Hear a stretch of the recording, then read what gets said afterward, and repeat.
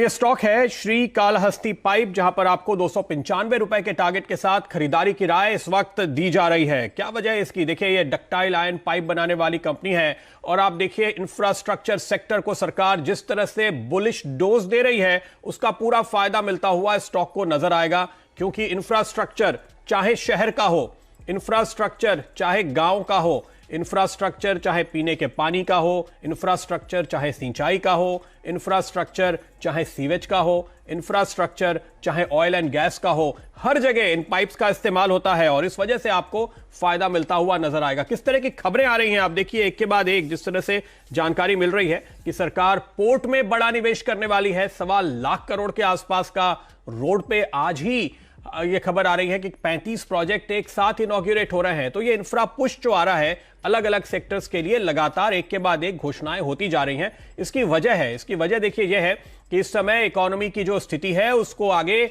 Support करने के लिए बड़े निवेश की जरूरत है। जब प्राइवेट सेक्टर अपना निवेश थोड़ा कम कर रहे हैं तो सरकार को अपना निवेश बढ़ाना है और ये स्टिमुलस आपको आगे और एक के बाद एक सेक्टर के लिए दिखाई देंगे। ऐसे में अट्रैक्टिव रिस्क रिवॉर्ड रेशियो वाले ऐसे स्टॉक्स आपको छोड़ने नहीं चाहिए। लेकिन ये स्टॉक ही क्यों, ये सवाल होगा आपका। तो इसकी वजह है, इसका नाम बड़ा इंटरेस्टिंग है। देखिए, श्री कालहस्ती दरअसल एक बहुत ही प्रसिद्ध मंदिर है दक्षिण भारत में, आंध्र प्रदेश में श्री कालहस्ती नाम की जगह पे ही वो मंदिर है और इसी के नाम पर इस कंपनी का नाम भी पड़ा है।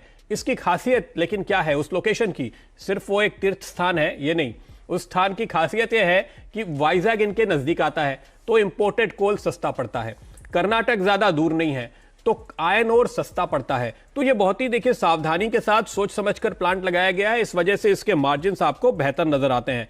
95% के आसपास कैपेसिटी यूटिलाइजेशन दिखाई दे रहा है। इस सेक्टर के नतीजे आपने देखे थे हाल के दिनों में जो आए, मैन इंडस्ट्रीज जैसे बहुत ही स्ट्रांग रहे हैं, जो आपको बता रहे हैं कि दरअसल इस सेक्टर के लिए अच्छी डिमांड देखी जा रही है। इन कंपनीज को अच्छी डिमांड देखने को मिल रही है और सरकार का पेट प्रोजेक्ट है नल से जल, अलग अलग राज्यों से इनको काफी सारे ऑर्डर्स मिले हैं। जो मैं आपको बता रहा था एफिशिएंसी वाली बात, वो क्यों इंपॉर्टेंट है? पिछले वित्त वर्ष के नतीजे जो मेरे सामने है आप देखिए, 12.5% वाला मार्जिन 16 हो गया है, तो ये स्ट्रेंथ बताता है। दूसरी बात, इसकी मार्केट कैप है 920 करोड़ रुपए और 31 मई को जो आखिरी अपडेट आया है उसमें इनके पास 360 करोड़ रुपए का तो केवल एफडी था, यानी कैश रिच कंपनी है।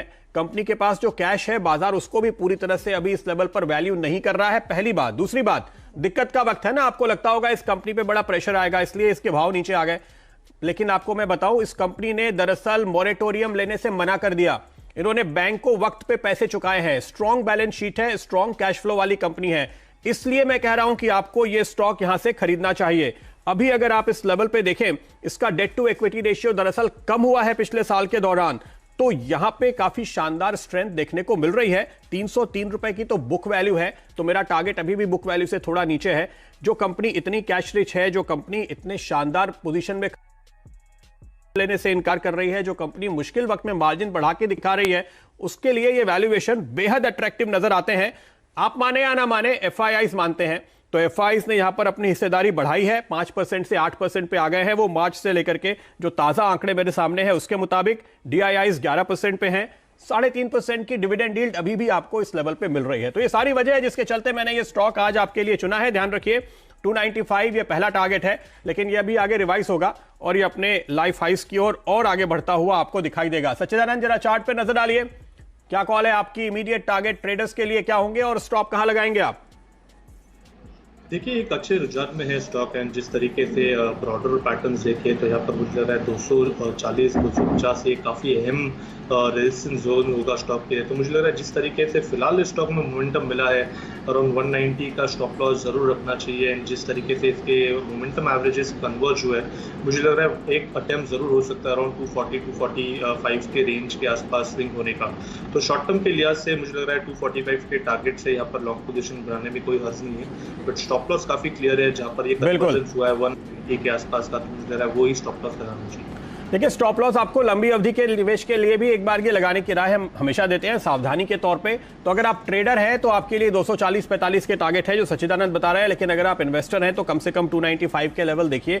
और इस समय पिछले दिनों का मेरा एक्सपीरियंस यह है कि टारगेट्स उम्मीद से पहले और उम्मीद से बेहतर आते हुए लगातार नजर आते हैं। डायरेक्टर साहब आपके पास होगा तो जरा मुझे बताइएगा, हम आपको अपने एक ऐसे ही कॉल के विजुअल्स भी दिखाने की कोशिश कर रहे हैं जो मेरे ख्याल से भी तैयार नहीं है, तो हम आपको दिखाएंगे कुछ देर के बाद। लेकिन ये रही आपके लिए आज की कॉल श्री कालाहस्ती पाइप। आगे बढ़ आज इस वक्त जो स्टॉक मैं आपके लिए लेकर आया हूं वो है जीआईसी री। जी हां, सरकारी कंपनी जीआईसी आरई, जिसकी हम बात कर रहे हैं। 200 रुपए तक के टारगेट के साथ आपको यहां खरीदारी की राय इस वक्त दी जा रही है। इस लेवल पे ये स्टॉक मुझे लगता है कि इस समय बहुत ही शानदार आपको रिस्क रिवॉर्ड रेशियो दिखा रहा है, बहुत ही शानदार एंट्री का मौका दे रहा है।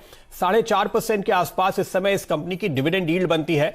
पीएसयू स्टॉक्स की जिस तरह से री रेटिंग हो रही है हाल के दिनों में, और आप देखिए पीएसयू इंडेक्स, पीएसयू ईटीएफ और हर एक सेक्टर के पीएसयू स्टॉक्स अपने पीएस को आउट परफॉर्म करते हुए नजर आ रहे हैं। ऐसी स्थिति में यहां पर रिस्क रिवॉर्ड रेशियो बेहतरीन है। पिछले कुछ हफ्तों से अगर आप देखेंगे तो ये स्टॉक 150 से 175-80 के दायरे में रहा है। अल्पेश जी इस पे और करीब से नजर डालेंगे, आपको टेक्निकल राय देंगे, लेकिन मेरा मानना है कि ये इस समय बहुत ही अच्छा एंट्री पॉइंट आपको दे रहा है, ना केवल शॉर्ट टर्म बल्कि मीडियम टू लॉन्ग टर्म के लिहाज से भी। इंश्योरेंस कंपनीज पे आपने गिरावट देखी इस डर से कि इस कोविड की वजह से काफी नुकसान होगा, काफी क्लेम्स होंगे, और उसके चलते आपने इनकी डी रेटिंग होती हुई देखी। लेकिन अब देखिए जिस तरह से कंट्रोल में सिचुएशन आती हुई नजर आ रही है और दुनिया भर में ओपनिंग अप की बात हो रही है। अगर आप भारत में देखें तो अब जो मॉर्टेलिटी रेट है वो बहुत ही कम लगातार होता जा रहा है, और हर हफ्ते इसमें और गिरावट आती हुई आपको दिखाई देती है, जो आपको साफ तौर पे बता रही है कि नुकसान दरअसल इतना ज्यादा होता हुआ नहीं दिखाई दिया है।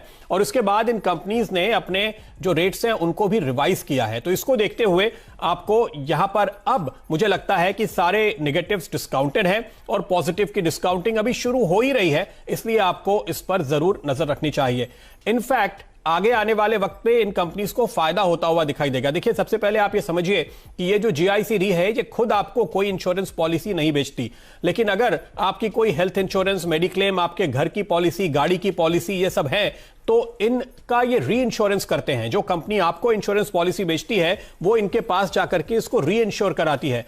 इस कंपनी का कारोबार न केवल देश में बल्कि अंतरराष्ट्रीय बाजारों में भी है, तो इनका एक्सपोजर वेल डाइवर्सिफाइड है, और हमें लगता है कि इस लिहाज से कंपनी एक शानदार ग्रोथ के लिए तैयार है, क्योंकि आने वाले दिनों में पोस्ट कोविड सिनेरियो में लोग ज्यादा से ज्यादा कवरेज लेने की कोशिश कर रहे हैं। अनिश्चितता को देखते हुए, नुकसान को देखते हुए कवरेज लगातार बढ़ाने की कोशिश कर रहे हैं अपने हर एक एसेट का, हेल्थ का खास तौर पे, तो वो सब कुछ इनका कारोबार बढ़ाएगा। मैं सिर्फ एक अंदाजा दूं, और अगर आपने इनके बैलेंस शीट खोलकर नहीं देखी होगी तो आप मानेंगे नहीं, लेकिन दरअसल इस कंपनी ने अपने कारोबार को पिछले 3 साल में डबल किया है। इनका टर्नओवर जी हां डबल होता हुआ नजर आ रहा है। मुझे नहीं लगता कि जो कंपनी अपना कारोबार 3 साल में डबल करती है, किस वजह से आपको इस तरह के इतने सस्ते वैल्यूएशन पे अपने बुक वैल्यू के आसपास ट्रेड करती हुई वो नजर आनी चाहिए। ये पक्के तौर पे आप कह सकते हैं कि एबरेशन है।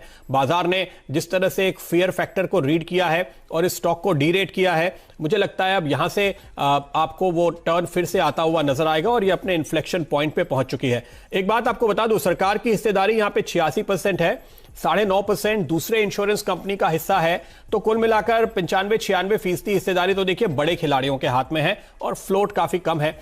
तो उस लिहाज से आपको जब भी लेने का मौका मिले निचले स्तरों पे, उसका आपको फायदा जरूर उठाना चाहिए, क्योंकि बहुत आसानी से वो मौका मिलता नहीं है। तो यह है वो स्टॉक जहां पर इस समय आपके लिए खरीदारी की राय है। और हाँ देखिए, कैपिटल गेन तो अपनी जगह पे आएगा, लेकिन जो 4.5%, 4.6% टू बी प्रिसाइज, अगर मैं कल के क्लोजिंग प्राइस पे जो कैलकुलेशन किया था वो बताऊं, इसका डिविडेंड यील्ड है, इतना तो आपको रिटर्न इस समय बैंक एफडी में भी नहीं मिलेगा।